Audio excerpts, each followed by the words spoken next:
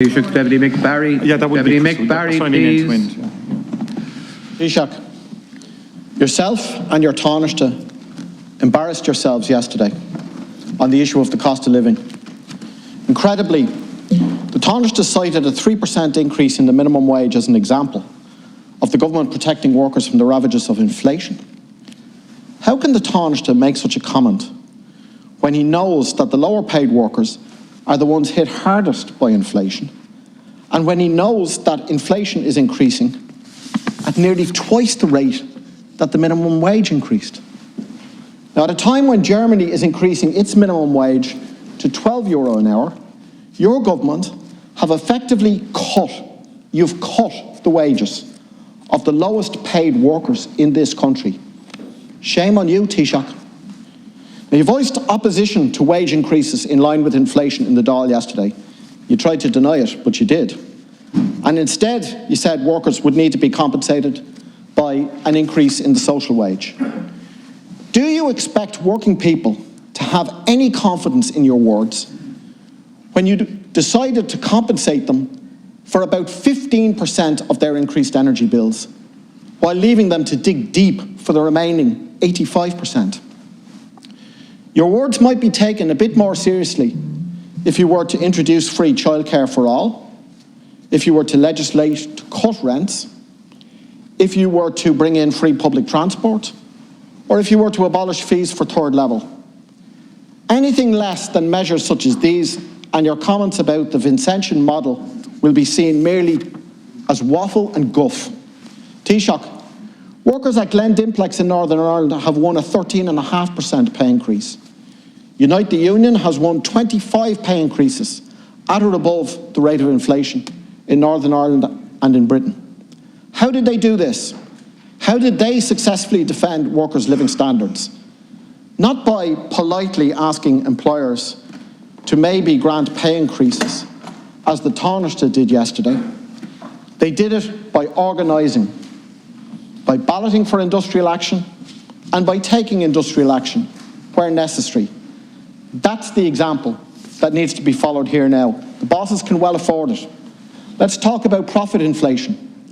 Musgraves made pre-tax profits of €98 million in 2020, Facebook after-tax profits of €623 million. I could quote you hundreds more examples like that if I had the time. A rise in wages leads to a cut in profits, not to a rise in prices, as you falsely implied in the Dáil yesterday. So, Taoiseach, my questions. Will you, within 1 month, introduce an emergency package of measures to fully compensate ordinary people for inflation? Will you revisit the question of the minimum wage, now that inflation is double the rate of the increase? And finally, will you voice support for workers now submitting pay claims which, at the very least, match the rate of inflation? Thank you, Deputy Taoiseach. Just again, people at different times can distort what gets said. I did warn against a wage price inflationary cycle, but not against wage increases that actually have occurred in the Irish economy and that have been very much linked to productivity and other factors. So the latest CSO data on earnings show that average hourly earnings rose 3.8% in the third quarter of 2021 from a year earlier, and were up 7.6% from their pre-pandemic levels in quarter 3 2019. And then you can go through the annual average wage inflation over that period, but that's not relevant now. It can be academically, but the reality now is that prices are increasing significantly because of the global energy crisis and supply chain issues arising out of COVID. And I was simply pointing that out yesterday, that you have to take on board the global situation. And it's not the Irish government that has cut anyone's wage or income.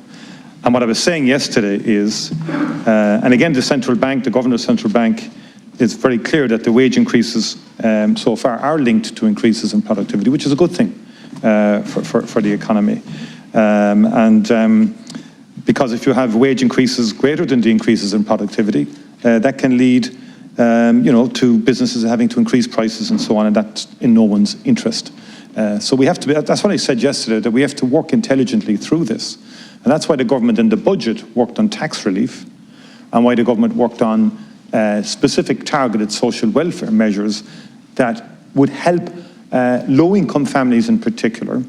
But in addition to the social protection measures, took other decisions around cost of living that would impact families in particular. So reducing paediatric hospital charges, increasing eligibility for families to access to GPs for 6 and 7-year-olds, reducing the drug payment scheme threshold.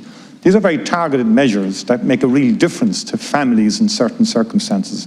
And I think that is the better, more intelligent approach to deal with an unprecedented inflationary cycle that we're currently experiencing, and that the central bank believes will peak in 2022, and that we should hopefully be out of it by 2023. Now, the government has also taken measures in respect of the cost of energy through the rebate, which is a 200 million cost, but the Minister, Eamon Ryan, has introduced that. The government has approved the legislation, which will reduce electricity bills by about €113.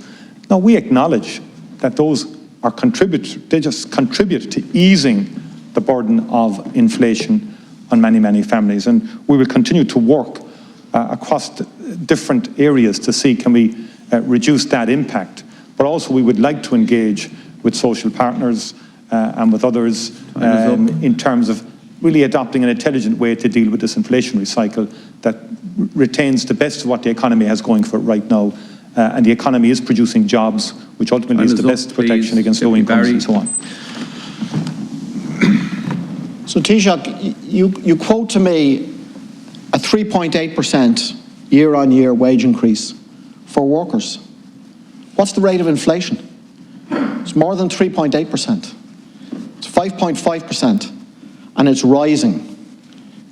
Price of diesel up 26%.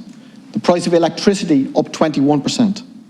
Rents up 8.3%, and a lot more than that for many renters. So what you have in our society is a de facto wage cut for workers. And you're standing over that. You're standing over that, Taoiseach, because I don't hear you say you're saying anything that's going to bridge the gap for workers. €100 of the energy bills, it's not going to cut it. And let's have a discussion as well about other wages. Robert Watt, 81,000 of an increase. Paul Reid, 426,000 a year.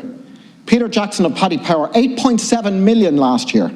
Albert Manifold of CRH, 11.2 million last year. 3 Bank of Ireland executives, more than €1 million each last year, signed off by the Department of Finance. So you're telling workers to suck it up and accept wage cuts. And these massive wages are being paid by the top people, to the top people. One law for them, one law for the ordinary people. Thank you, Deputy. That seems to be the Fianna Fáil way, Taoiseach. That seems to be the Fine Gael way. What say you on those points? Taoiseach. What I say is that we're not cutting any wages. Wages are increasing. You asked about the inflation. The figures I was quoting was 3.8% in the third quarter of 2021 from a year earlier. Okay, that was the rise in earnings then.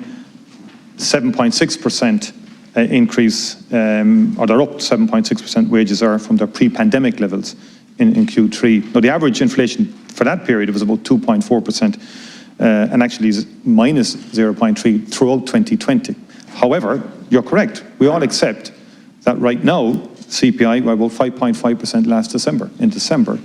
Electricity prices are up 22%. We know that. Gas prices are up 28%. Home heating oil up 53%.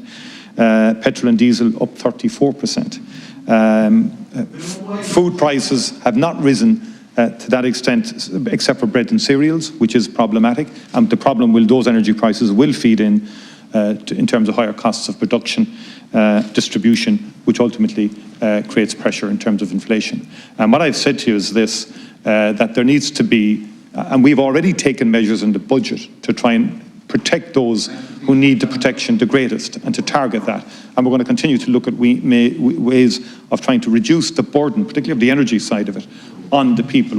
And we took steps yesterday in that respect. Sorry, apologies. Danny Healy-Rae.